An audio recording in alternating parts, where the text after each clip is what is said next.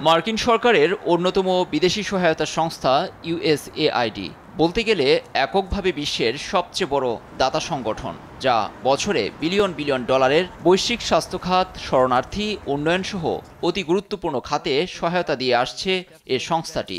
বহু লোকেরও কর্মসংস্থানের জায়গাও বটে। কিন্তু যেই কথা সেই কাজ, এটি বন্ধে অনড় প্রেসিডেন্ট ডোনাল্ড ট্রাম্প ও তার সহযোগী ধনকুবের ইলন মাস্ক। যুক্তরাষ্ট্রের সরকারি খাতে ব্যয় কমাতেই এমন উদ্যোগ নেয়ার কথা শুনিয়েছেন টেসলা প্রধান। সংস্থাটি বন্ধের পরিকল্পনার বিরোধিতায় ডেমোক্রেটরা ওয়াশিংটন ডিসিতে ইউএসএআইডির কার্যালয়ের বাইরে বিক্ষোভ দেখিয়ে আইন প্রণেতারা সংস্থাটি বন্ধের সিদ্ধান্তকে আত্মঘাতী হিসেবে বর্ণনা করেন।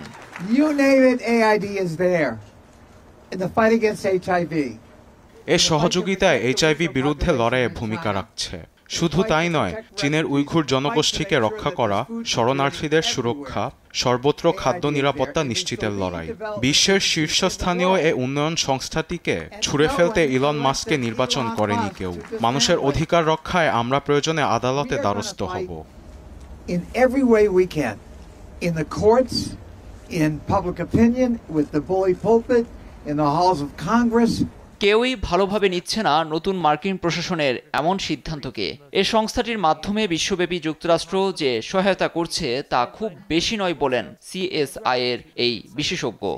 In the last recorded year, USAID managed about $40 billion. গত বছরে ইউএসআইডির মাধ্যমে মার্কিন বৈদেশিক সহায়তা ছিল প্রায় $4,000 কোটি। মোট বৈদেশিক সহায়তা প্রায় $6,000 কোটি, যা মার্কিন বাজেটের 1/8। It is less than 1/100th of the US budget. প্রতিষ্ঠানটির বিরুদ্ধে জৈব অস্ত্র গবেষণায় অর্থায়নের অভিযোগ এনে একে অপরাধী সংগঠন আখ্যা দিয়েছে ট্রাম্প ঘনিষ্ঠ ইলন মাস্ক। লুৎফর কবির, নিউজ ডেস্ক, দেশ টিভি।